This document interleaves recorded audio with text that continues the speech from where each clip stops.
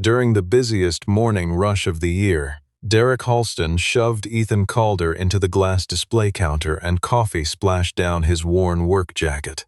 Derek laughed and called him a broke repairman begging for handouts in front of CEO Evelyn Winthrop. No one moved. Ethan straightened himself, gathered the fallen folder, and asked Derek whether he was certain he wanted to put his hands on him again. Evelyn rose so fast her chair scraped the floor. She looked at Derek and said, "You just shoved the man who holds the legal right to shut down every location we operate." The entire cafe went silent.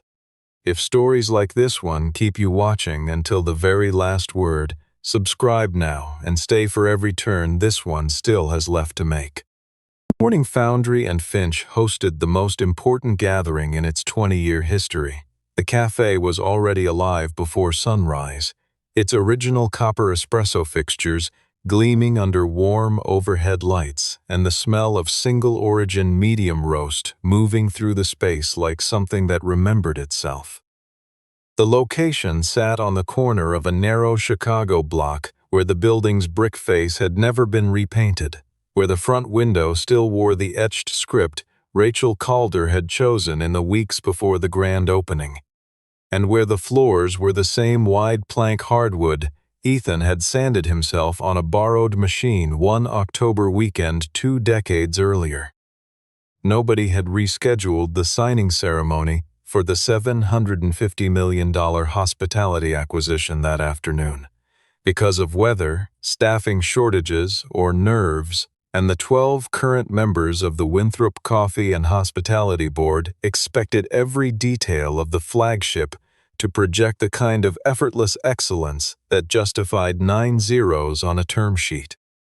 Derek Halston had arrived before 7, before the first barista had unlocked the street-level door, and he had immediately begun turning the cafe into the version of itself that existed only in the reports he submitted to the home office. He instructed the opening crew to move 3 machines with visible error lights into the back hallway and cover them with a tablecloth, to replace the customer feedback binders on the host, stand with a set of blank ones, and to send 3 of the longest tenured staff members home for the day under the pretense of a schedule adjustment. Since their worn uniforms and the casual ease with which longtime employees addressed regulars by name struck him as details that read as informal rather than welcoming. Nina Brooks, who had managed Foundry and Finch for 6 years, and who understood the difference between the cafe as it was and the cafe as Derek described it, raised an objection when she saw one of her best baristas' name scratched off the staffing board with a grease pencil. But Derek placed both hands flat on the counter and told her in a low, even voice that the whole location could be flagged for administrative review before the end of the week if she could not manage a single morning without creating friction. Ethan Calder appeared at the side entrance just after 8, carrying a steel toolbox in his left hand and a battered accordion folder under his right arm, the brass key to the original roasting system clipped to the outside of his jacket pocket, where it caught the light once and then disappeared against the dark fabric.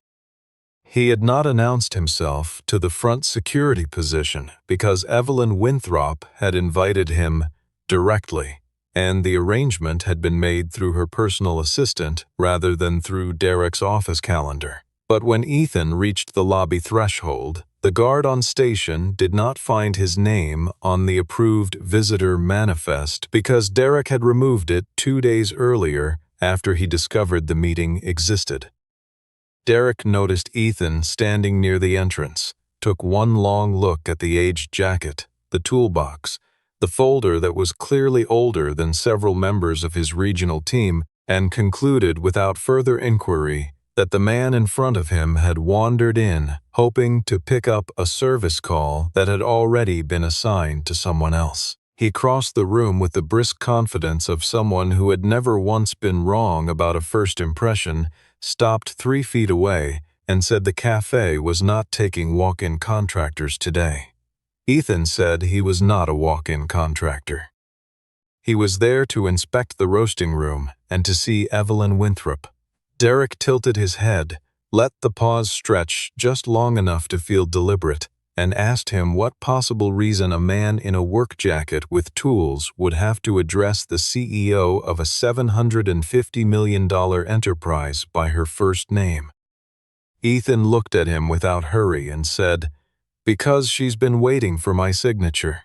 On the wall directly behind Derek, half hidden by a new promotional banner that had been mounted just that morning, hung a framed photograph of two people standing in front of an unfinished counter with paint cans at their feet and enormous exhausted grins on their faces, and the man on the left wore a much younger version of the same quiet expression that Ethan Calder carried now.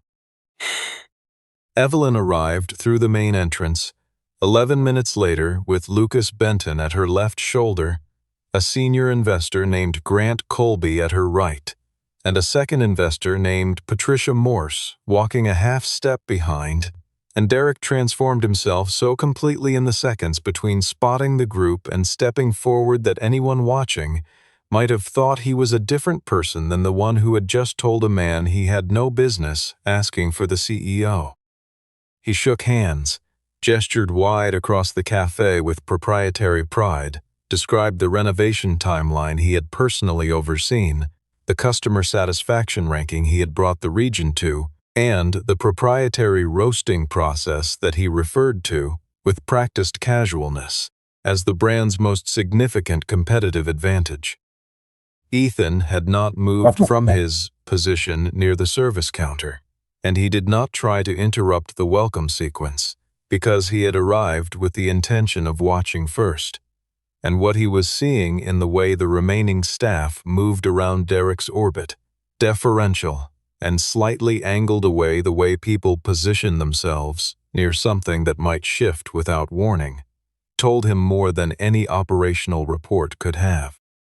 Derek caught Ethan's presence in his peripheral vision and understood immediately that a man who had just claimed to be there for the CEO was still standing in the room, and that this created a problem, because if this person spoke during the introductions and mentioned anything about broken equipment or missing calibration logs, the entire morning's careful architecture collapsed.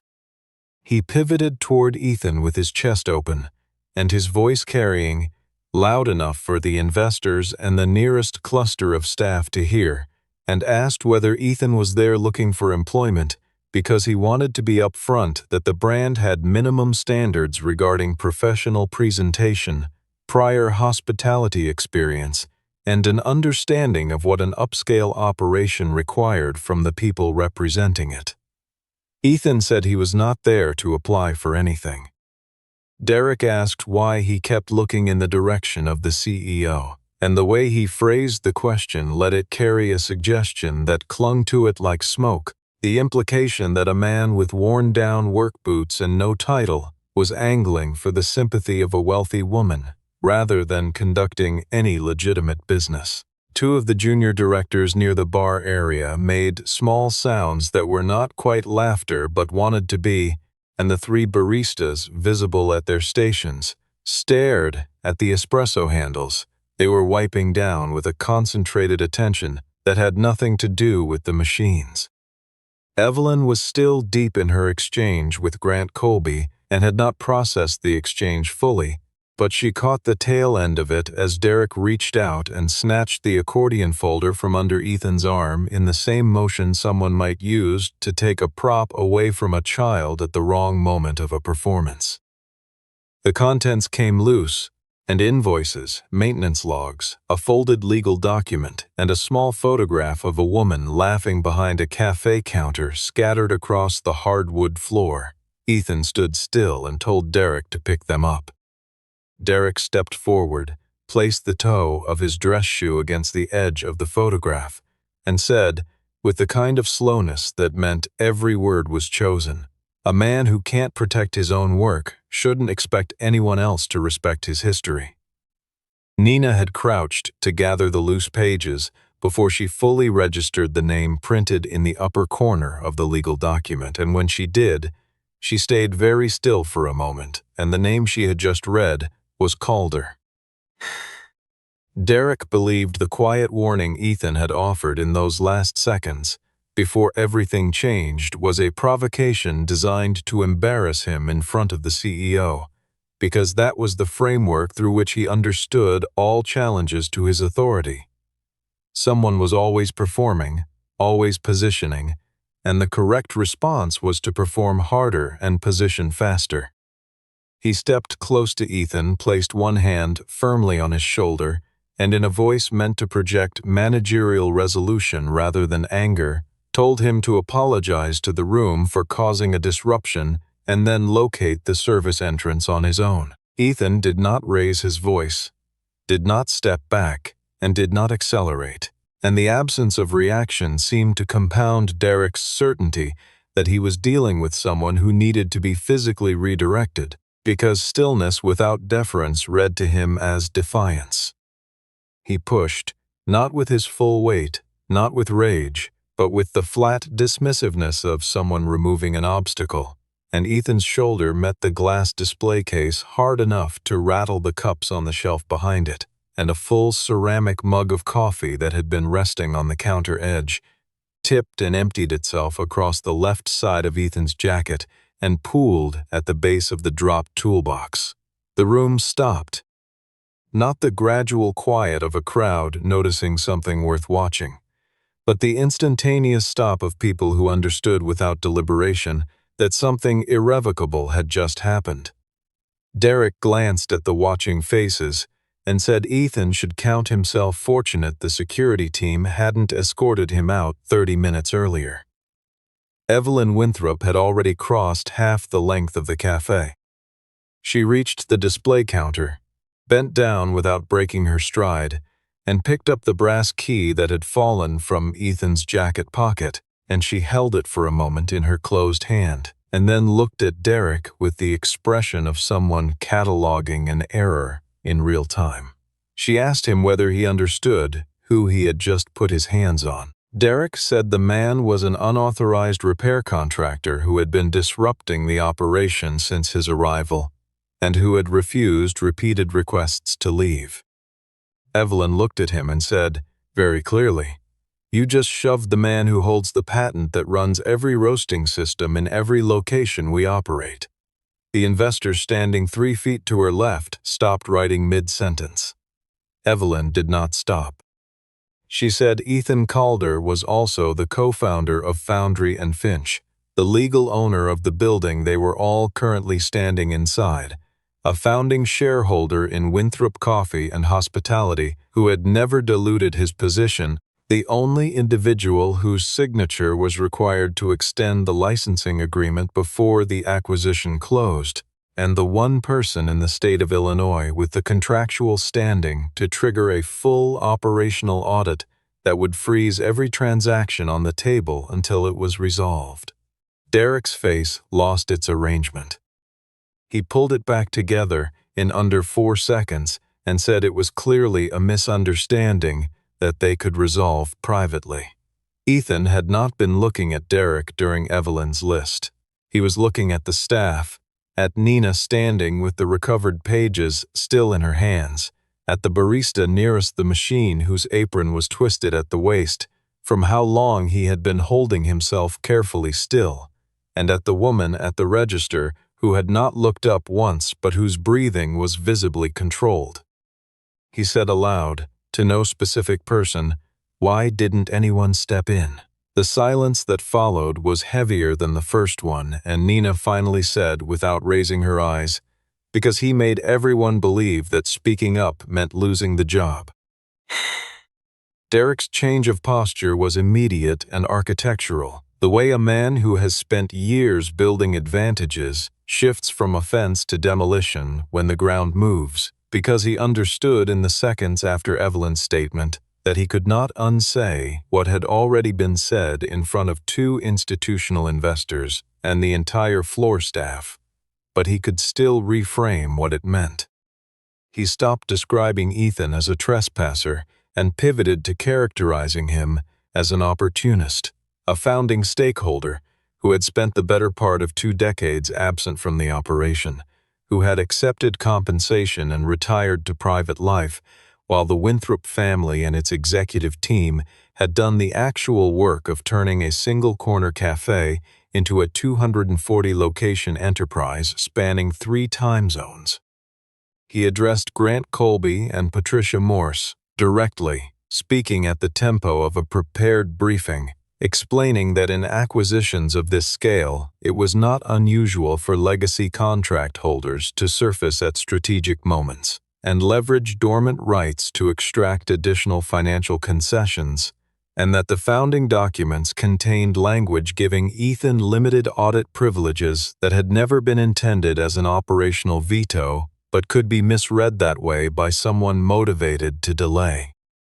Before the assembled investors, Derek offered a constructed version of recent events in which Ethan had abandoned the brand after his wife's death, leaving a single underperforming location while the Winthrop infrastructure had built the enterprise around it, in which the Calder patent was a contractual artifact rather than the engine of the business, and in which the scene at the counter had been a security misunderstanding provoked by Ethan's refusal to follow standard visitor protocols.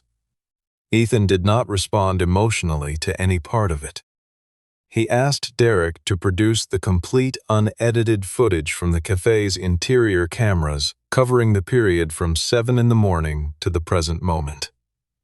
Derek said the recording system had experienced a technical failure overnight and that the footage from that window was unavailable.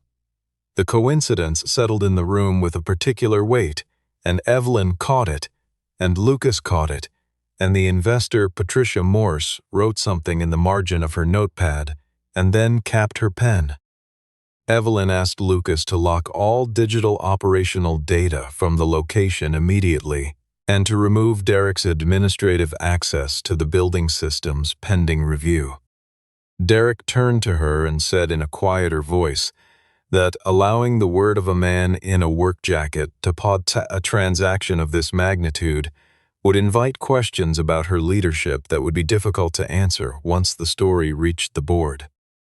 The pressure on Evelyn was architectural in its own way. If the signing did not occur that afternoon, the stock position of the company would move before morning. The board's confidence in her stewardship of the deal would crack in ways that Derek would be positioned to exploit, and hundreds of millions in committed capital would have to be walked back to investors who had made public statements in support of the acquisition. Ethan watched her absorb all of it and saw the thing that happens to someone who genuinely believes in the institution they lead when they discover the institution has been doing something the belief cannot contain. He did not threaten the company. He only said, "I don't need you to trust me. I need you to be willing to examine the people you already do trust." Evelyn told Derek that Ethan would be given 3 hours of unobstructed access to conduct a technical review, and that no one from Derek's team was to enter the roasting room or modify any equipment during that window. 3 floors above them, Derek's phone was already in his hand, and his thumbs were moving. The roasting room at Foundry and Finch was not large, but it had been built with the specificity of something designed by a person who intended to be the one maintaining it for decades. Every junction panel, labeled in Ethan's own handwriting, every calibration point color-coded in a system he had taught Rachel over a long weekend when the first machine arrived on a rented pallet truck. Ethan entered the room with Evelyn, Nina, Lucas, and Derek, who had insisted on being present, and who stood near the doorway with his arms crossed in the posture of a man overseeing an inconvenient formality.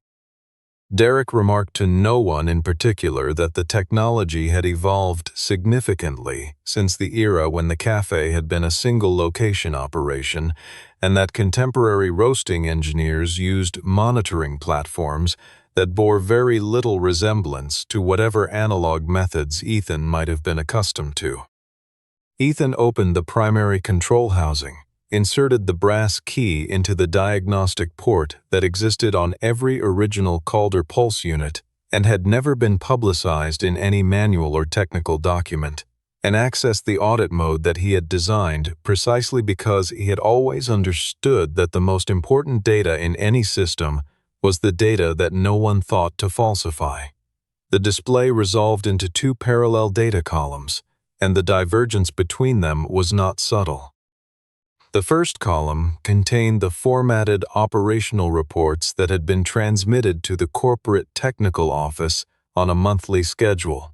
The second column contained the raw machine logs stored in the onboard controller's isolated memory, and the two records described different cafes entirely. The logs showed that the premium single-origin bean specification required under the Calder Pulse licensing agreement had been replaced with a commodity blend at a price point roughly 40% lower, that the roast temperature curves had been manually adjusted to compensate for the quality differential in a way that technically produced drinkable coffee while masking the substitution from casual tasting, that the automated cleaning cycles had been skipped on a pattern that corresponded to weeks when Derek's regional schedule showed him as based in another city, that the safety filters on 3 of the 4 active burner units had been reinstalled past their certified service limit, and that every automated warning the system had generated over the preceding 14 months had been dismissed from an administrative account registered to Derek Halston. Derek said the data had almost certainly been altered by Ethan himself, possibly during prior visits to the location or through remote access, and he said it in the tone of someone who still believed audibility was the same as credibility.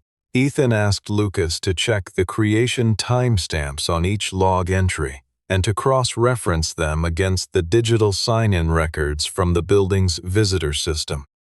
The logs predated Ethan's most recent access to the building by 8 months, and several of the most significant discrepancy entries had been generated on dates when Ethan had been in a different state entirely, which Lucas confirmed by pulling the flight booking on his phone.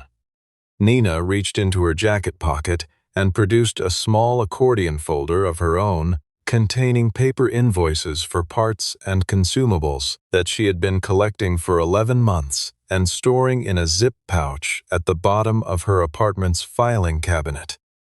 The unit prices listed in Derek's regional procurement reports were, in several cases, 5 times higher than the amounts shown on the actual supplier invoices, and the name of the company appearing as the billing intermediary on nearly every inflated transaction was Halston Service Solutions, the ownership of which could be verified in under 4 minutes through a publicly accessible commercial registry that listed Derek's younger brother as its sole registered officer. Evelyn asked Derek when he had last disclosed a family business relationship to the company's Conflict of Interest office.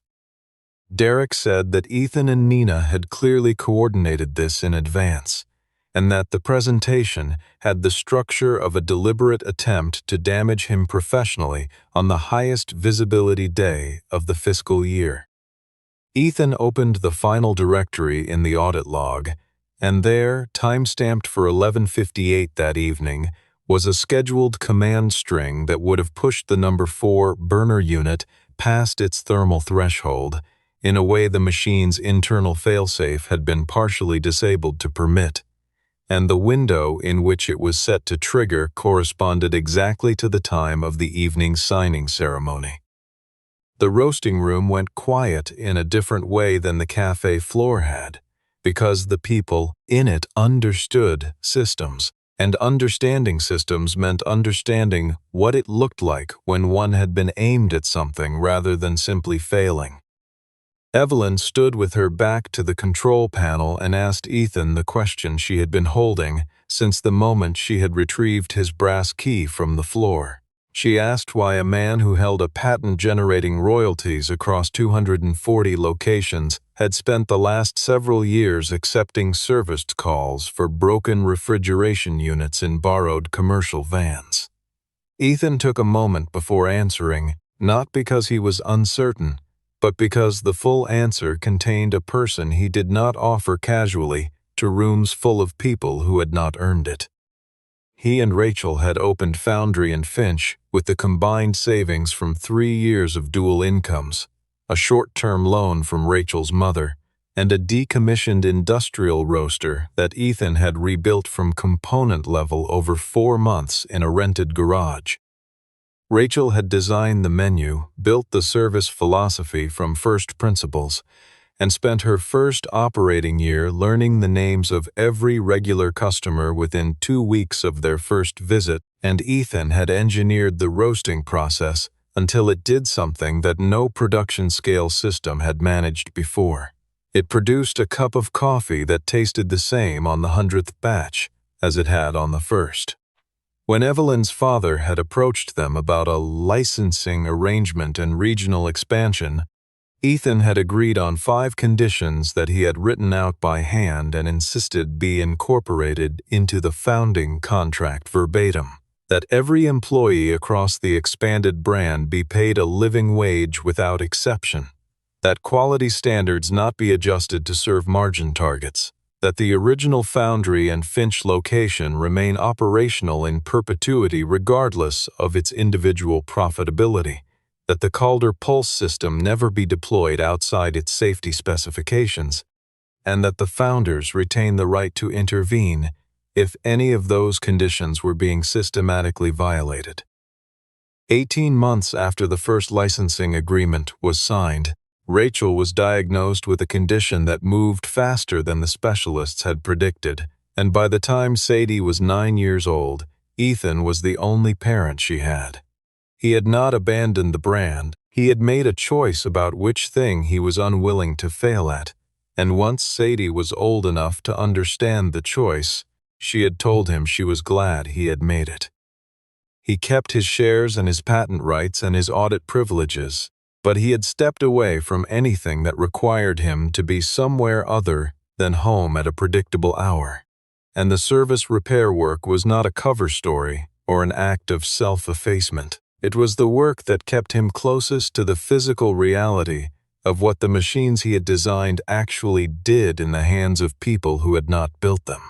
He was not poor. He was someone who had decided that a great deal of what wealth was supposed to demonstrate was something he already knew about himself. Evelyn absorbed this without speaking.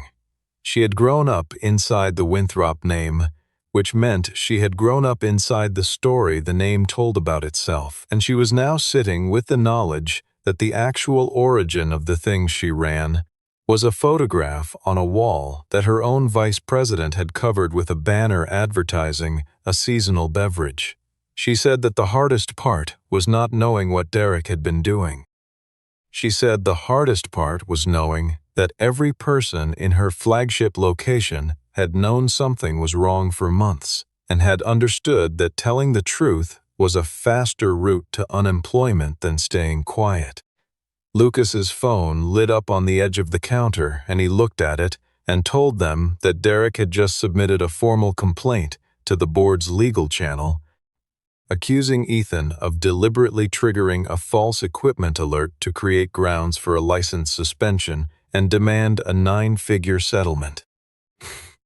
The emergency board session convened by video within the hour, and Derek appeared in the tiled grid of faces with the composure of a man who had rehearsed this particular emergency and knew where all the furniture was in the dark. He described himself to the assembled directors as a regional officer who had discovered an attempt to use founding document privileges as financial leverage, and he described Ethan as a long-absent stakeholder who had chosen the highest value business day of the year to resurface with technical claims that could not be independently verified in the available time. Several board members aligned with Derek's position within the first 5 minutes, not out of loyalty to him specifically, but out of a structural preference for the transaction completing on schedule, because a delayed signing meant public questions, and public questions meant price movement, and price movement meant phone calls from funds that had been told the deal was closed. The contingent that pushed for postponement was outnumbered, because Derek had spent 3 years building board relationships precisely for a moment like this one. One director noted that the founding documents gave Ethan audit rights in specific violation scenarios, but not a general operational veto, and that characterizing his access as a shutdown authority was legally imprecise. Another said that any patent holder absent from active management for 14 years carried a diminished moral claim on operational decisions regardless of contract language.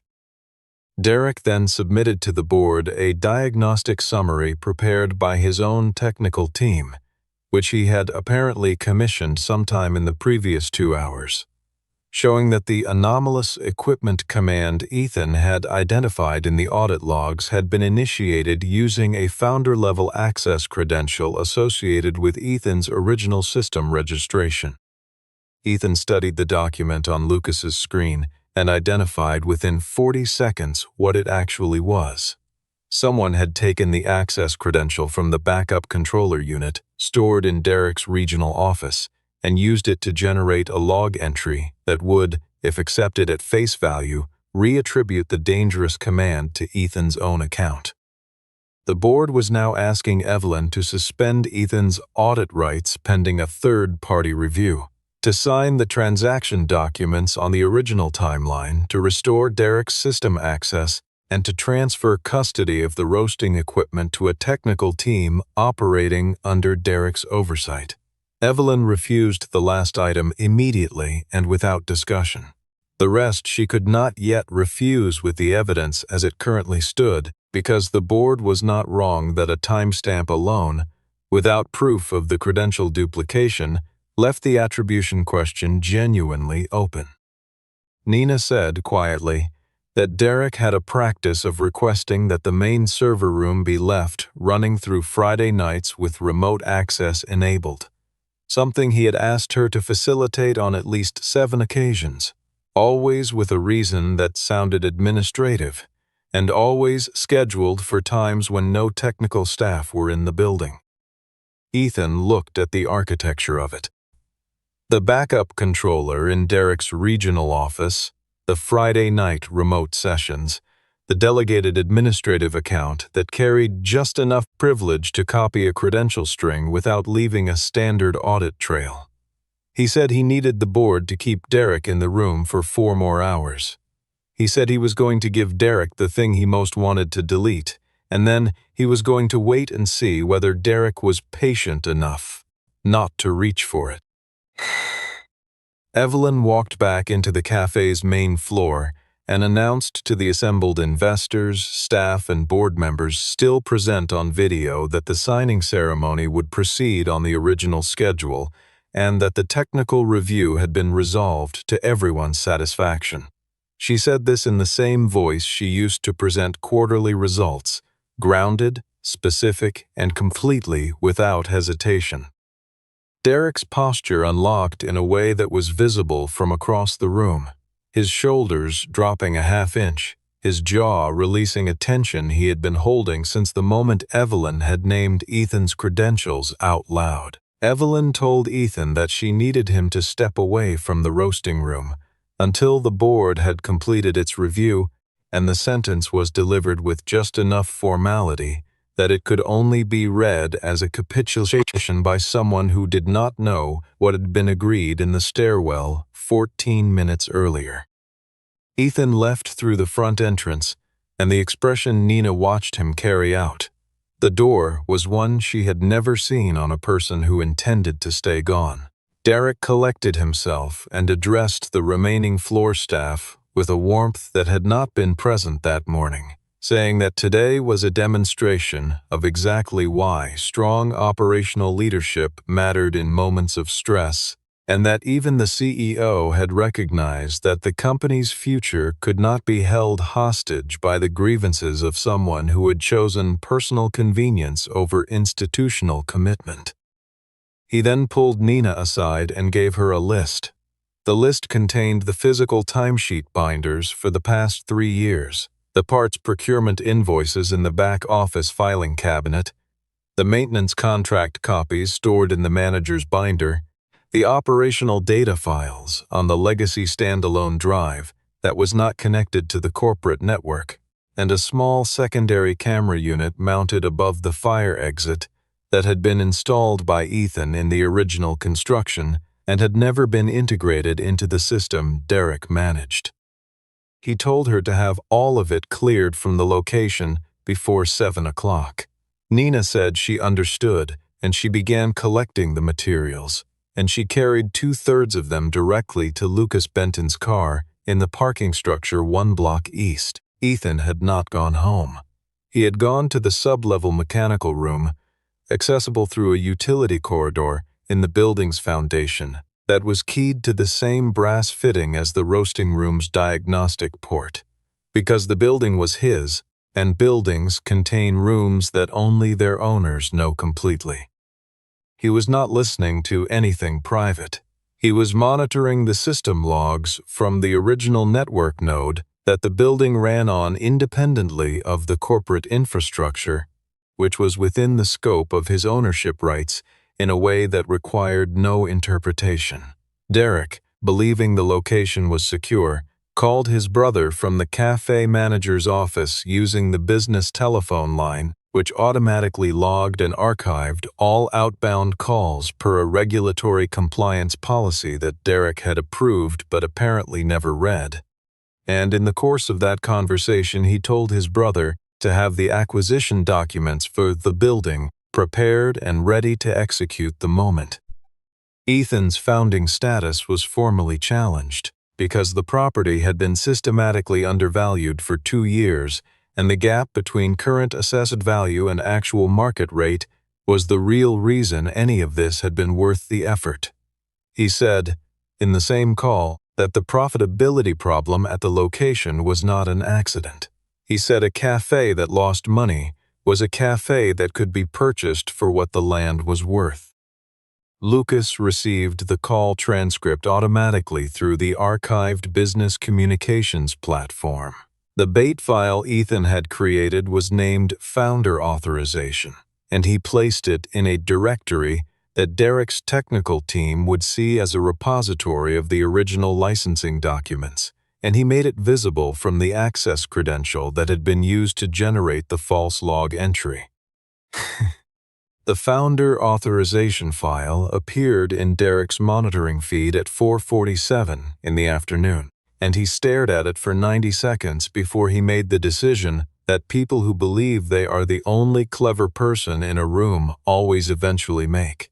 He used the copied credential, accessed the directory, and initiated a delete command, and the system he used to do it was his own corporate workstation, running on his own network profile, authenticated through his own biometric login, and at the moment he executed the command, the Calder Pulse diagnostic system recorded the device identifier, the network address, the security fingerprint of the terminal, the time to the nearest second, the administrative account that had enabled the credential duplication, and the specific deletion instruction as it was entered, and it packaged all of it into a signed verification file and transmitted a copy simultaneously to Ethan's phone, to Evelyn's tablet, and to the archived legal correspondence folder that Lucas maintained on the company's document server. Derek did not know this had happened.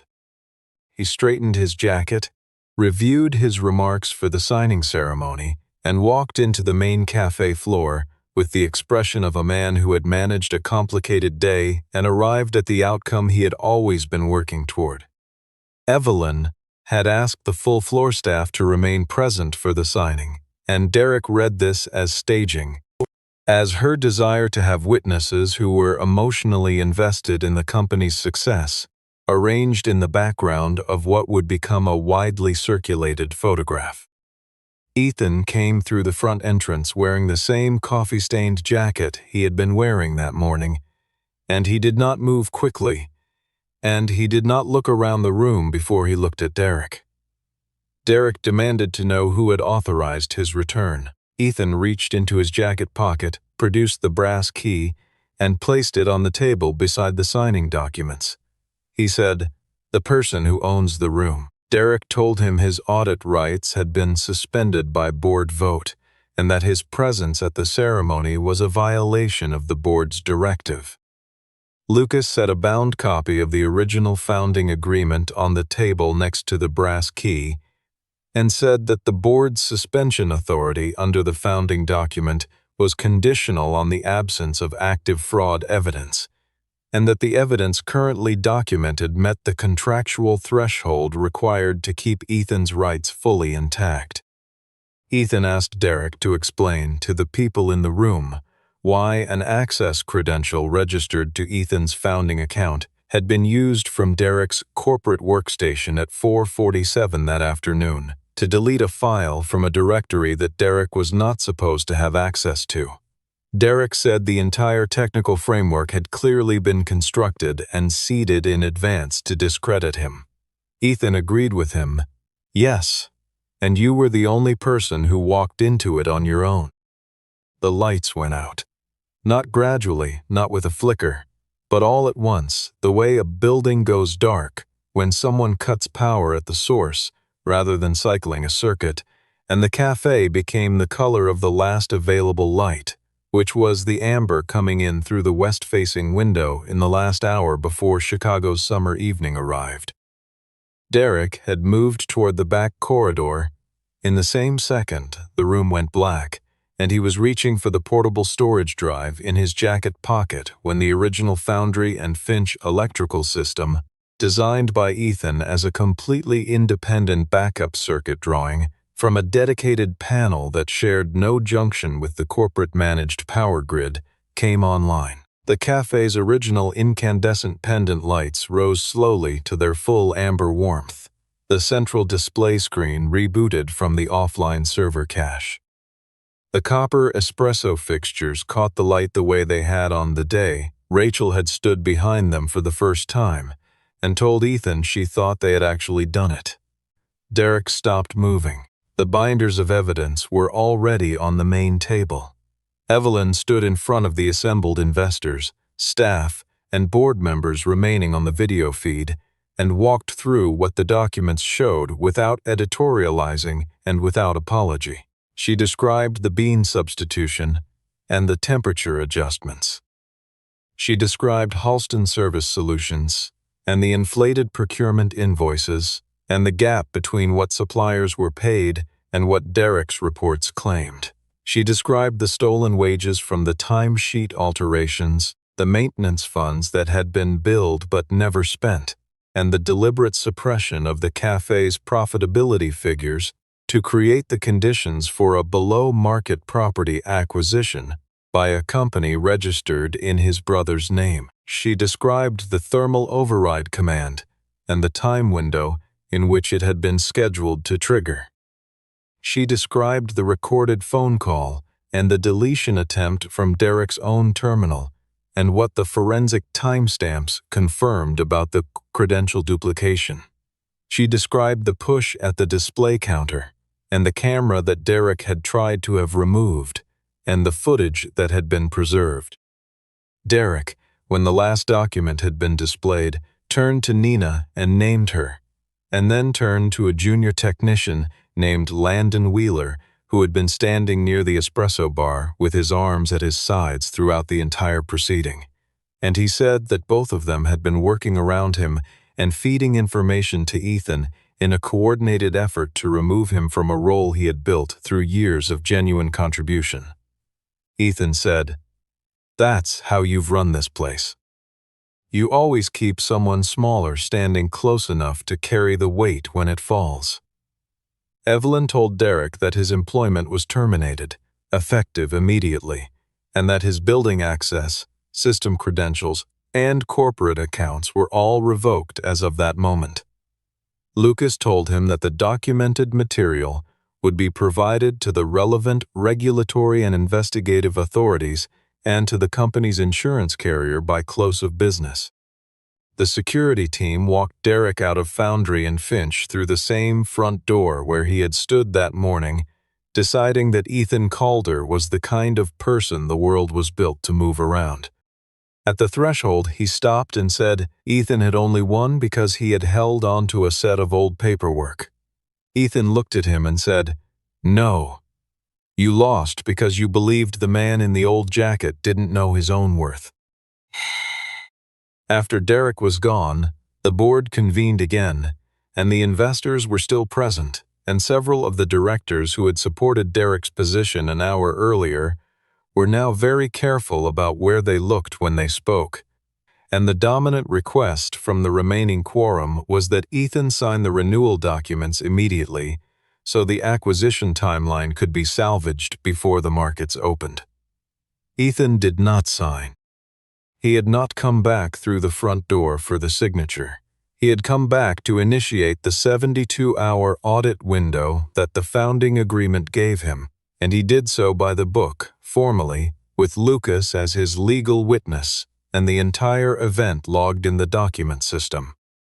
The audit required every one of the 240 Winthrop coffee and hospitality locations to halt new vendor contracts, freeze procurement, and submit to a verification review covering employee compensation records, ingredient sourcing documentation, maintenance histories, equipment safety status, and any outstanding contracts with entities connected to Derek Halston's network. The financial exposure was real and significant. A 72-hour operational freeze at that scale, with a major acquisition already announced to the market, was not a formality. Evelyn knew the board would interpret her support for the audit as a stability risk, and she gave it anyway. She stood in front of the same camera link that Derek had used to present his fabricated diagnostic report, and said that she was accepting full institutional responsibility for the conditions under which the misconduct had been allowed to develop, that the board needed to understand the failure had not been a single rogue officer, but a management culture that had turned fear into a workflow, and that she was not going to resolve the situation by removing the person most visible in the documentation while leaving the incentive structure that had made him possible. The conditions Ethan attached to his renewal were not punitive, and they were not negotiated from a position of personal grievance. He required full restoration of all wages taken from employees through timesheet manipulation to be processed before he would sign anything. He required the establishment of an independent reporting channel for safety and labor concerns, operated by a third party with no reporting relationship to any corporate executive. He required a profit-sharing structure for employees who had been with the company for more than 3 years. He required a permanent covenant protecting the Foundry and Finch location from closure or sale, regardless of its individual financial performance. He required that the maintenance fund for all locations be subject to third-party auditing on a quarterly basis. He required that every employee at every location have the documented right to refuse operation of equipment they believed to be unsafe without fear of disciplinary action. He required that managerial performance evaluations include structured assessments of how each manager treated the people they supervised. Several board members said the conditions would reduce short-term returns in ways that would complicate the acquisition terms. Evelyn said, "An empire isn't worth what it costs if it has to be built on the silence of the people it uses." The transaction did not collapse. The acquisition partners, informed of the audit and given access to the same documented evidence that had just removed Derek from the organization, concluded that the disclosed compliance failure was manageable, and that the transparency demonstrated by the CEO's response was a meaningful indicator of institutional quality. They agreed to hold on a revised schedule pending audit completion. Ethan signed the conditional renewal after the first batch of restored wages was confirmed by payroll, and he signed it at the same counter where a cup of coffee had been pushed off its edge and ruined a jacket that he still had not replaced. 6 months later, Foundry and Finch had been restored to its original interior. the renovation undoing what 3 years of Derek's management directives had done to it. The pendant lights back at their original height, the dark promotional panels replaced with the same open wall space that Rachel had believed was the most important design choice in the place because it gave the room to breathe.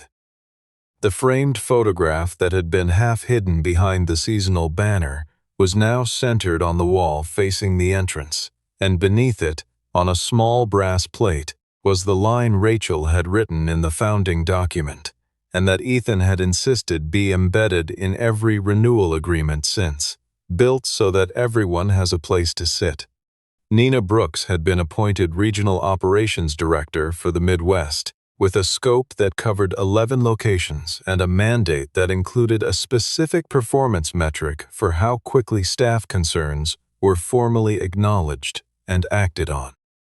The employees whose time records had been altered received full restoration of what they were owed, and a portion of Derek's forfeited equity position was converted into a hardship fund administered by a committee that included floor-level staff alongside management.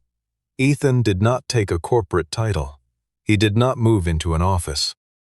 He accepted a formal role on the company's Independent Operations and Safety Council, which met quarterly and which had the authority to request a full compliance review at any location with cause, and he continued accepting service calls from independent restaurant operators who needed someone who understood what was actually happening inside their equipment. Sadie came to the reopening of the cafe on a Tuesday afternoon in early November, and she stood for a long time in front of the photograph of her parents with the paint cans at their feet and the enormous grins. And she told her father that Rachel would have been deeply satisfied to know that Foundry and Finch had not become the opposite of what they had built it to be. The last customers left as the early dark of late autumn settled over the block outside, and Evelyn sat down across from Ethan at the small table beside the window that had always caught the best of the afternoon light and now caught the reflection of the original pendant warmth. She told him that her greatest failure had not been in trusting Derek, because she had trusted him within a system designed to make him trustworthy on paper, but in creating a system that made it more dangerous to speak than to be silent, and that she understood the difference. Ethan said that her failure and her correction were both now part of the record, and that the record was the only honest way any institution kept its shape. Evelyn asked whether he believed there was enough trust between them to keep building something together. He said trust was not made in a single afternoon or a single decision, but she had started rebuilding it the right way, and that was more than most people allowed themselves to do. She invited him to dinner on a night with no lawyers present, no board members, no contracts requiring countersignatures. He said yes, but told her they were going to have coffee at Foundry and Finch first. As the two of them were fishing, a young staff member who had started the previous week came to clear the table, glanced at Ethan's jacket, and asked whether he was the repair technician who had been in earlier. He smiled and said, "Yes, I fix things that other people have decided are too far gone to save." Evelyn looked around the cafe that had once gone silent out of fear, now full of voices layered over each other in the easy way of a room where people felt comfortable staying longer than they needed to, and she thought about the single father in the worn jacket who had been shoved into a glass counter in front of everyone, and had not fallen, and had not run, and had not taken the empire. And she understood that what he had done instead was make it worthy of the woman whose name still lived in the etching on the front window.